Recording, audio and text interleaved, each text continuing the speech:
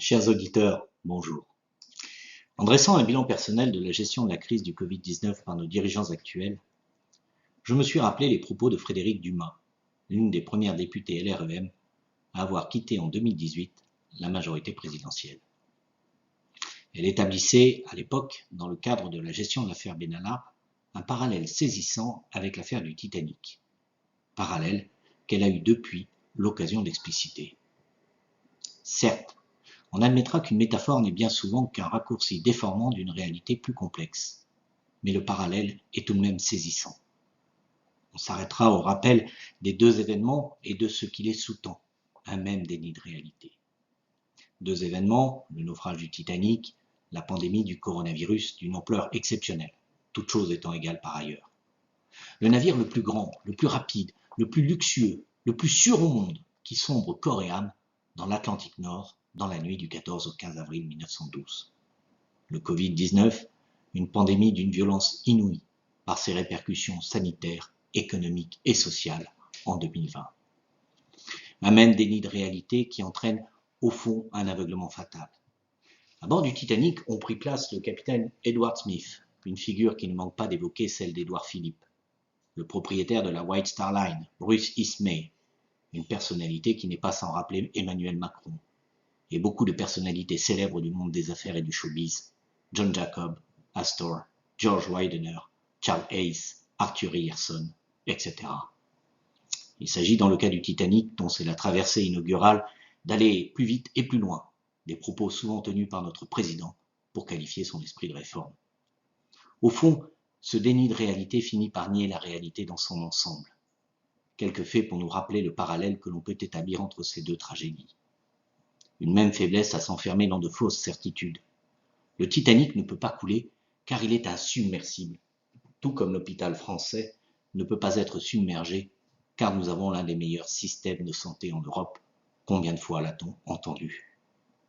Or, on sait ce qu'il en fut avec une crise hospitalière d'une ampleur inouïe et un système d'urgence hospitalière au bord de la rupture, et ce, bien avant la pandémie. Un même aveuglement à nier la réalité enfin. Le Titanic avait reçu dans la journée qui a précédé le naufrage de nombreux messages radiotélégraphiés qui prévenaient de la présence d'icebergs dérivant dans sa zone de navigation. De même, nos autorités politiques et sanitaires ont-elles reçu de nombreux avertissements de la part de l'OMS, de la Chine et même de l'Italie, dont il ne fut tenu aucun compte. Il est vrai que la France, telle le Titanic, ne pouvait se comparer à rien. Nous n'étions pas l'OMS, trop technocratique, ni la Chine, trop peu démocratique, ni même l'Italie, trop petite. Nous étions le Titanic, le plus grand navire insubmersible au monde.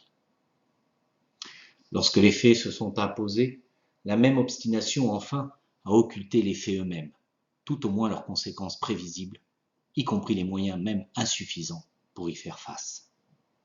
Par souci d'éviter la panique à bord, comme le prétendront les représentants de la White Star Line et la commission d'enquête américaine, peut-être. Mais rappelons tout de même quelques éléments de la chronologie d'une tragédie. L'épidémie du Covid-19, elle n'atteindra pas la France, ou si peu. Déclaration d'Agnès Buzyn fin janvier 2020. Tout comme les icebergs de l'Atlantique Nord n'avaient aucune chance de croiser la route du Titanic. Aujourd'hui encore, on se demande pourquoi. Le port du masque, les masques n'ont aucun intérêt pour le grand public, selon Jérôme Salomon, dans une déclaration du 4 mars 2020.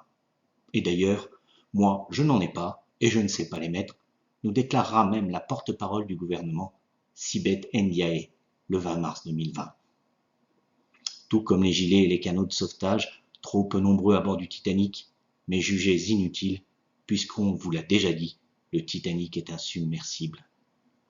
Et puis de toute façon, pas sûr que les passagers de la 3e classe sachent enfiler un gilet ou grimper à bord d'un canot. Les tests de dépistage réservés au seul cas suspect d'être contaminé. Déclaration d'Édouard Philippe le 28 avril 2020. Une stratégie pour le moins douteuse. En réalité, on le sait bien aujourd'hui.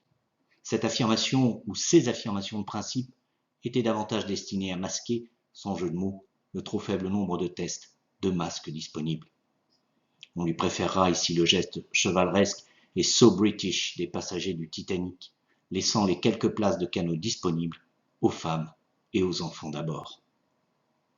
Enfin, dans l'une et l'autre des deux tragédies, quelques acteurs qui ont joué leur rôle jusqu'au dernier moment dans une partition qui tout de même a semblé les dépasser. Tel le radiotélégraphiste Harold Sidney Bride du Titanic, qui lancera jusqu'au dernier moment des messages de détresse qui permettront aux Carpathia de secourir les trop rares naufragés. On pourra retrouver sur YouTube le témoignage émouvant de H.S. Bride, vieux de près d'un siècle.